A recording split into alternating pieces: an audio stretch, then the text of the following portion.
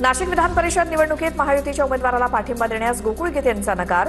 मतदारांचा कौल माझ्याकडे असल्यामुळे मी पाठिंबा दिल्यास मतदारांचा घात होईल। सामंत आणि महाजन यांच्या भेटीनंतर गोकुळ गीते यांची प्रतिक्रिया। गोकुळ गीतेंच्या पाठिंब्यासाठी महायुतीचे प्रयत्न सुरू। गोकुळ गीतेंची चर्चा झाली।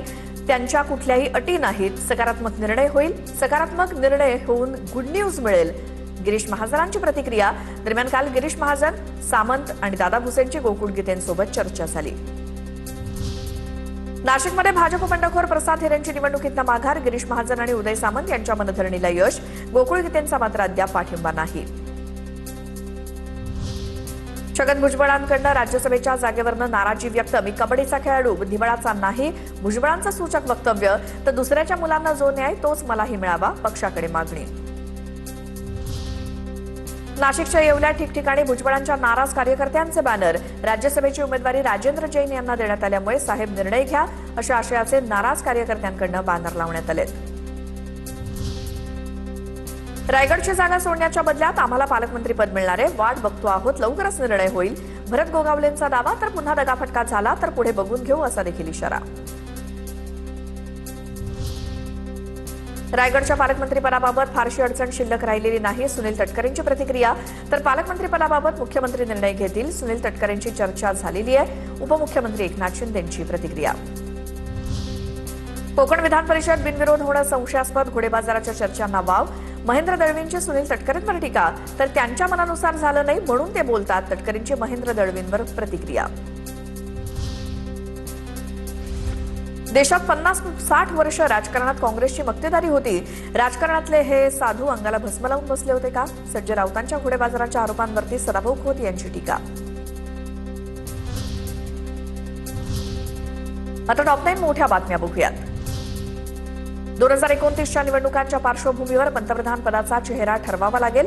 हा आमचा पंतप्रधान पदाचा चेहरा हे लोकांना सांगावं लागेल। उद्धव ठाकरेंकडून इंडिया आघाडीच्या बैठकीत 2029च्या निवडणुकीच्या अनुषंगानं मार्गदर्शन। इंडिया आघाडीच्या बैठकीत ठाकरेंकडून ममता बॅनर्जींचं कौतुक। उद्धव ठाकरेंकडून ममता बॅनर्जींचा वाघीण असा उल्लेख। सूत्रांची माहिती। तर इंडिया आघाडीत अधिक ताळमेळ असावा, नेत्यांची भूमिका। सूत्रांची माहिती। इंडिया आघाडीनं पंतप्रधान पदाचा चेहरा घोषित करणं म्हणजे रात्री सूर्य उगवण्यासारखं। पंतप्रधान पदाचा चेहरा घोषित होईल तेव्हा इंडिया आघाडी तुटेल। सुधीर मुनगंटीवार यांची इंडिया आघाडीवर टीका। तृणमूल काँग्रेसच्या 20 खासदारांचा एनडीएला पाठिंबा। बंडखोर खासदारांचा लोकसभा अध्यक्ष ओम बिर्लांना पत्र। तृणमूल काँग्रेसचा राजीनामा किंवा भाजपात प्रवेश करण्याचा अद्याप निर्णय नाही।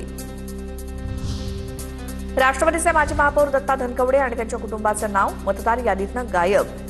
बीएलओने माहिती दिल्यानंतर जिल्हाधिकाऱ्यांकडे तक्रार। एसआयआर प्रक्रियेत नाव हटवल्याचा दत्ता धनकवडे यांचा आरोप।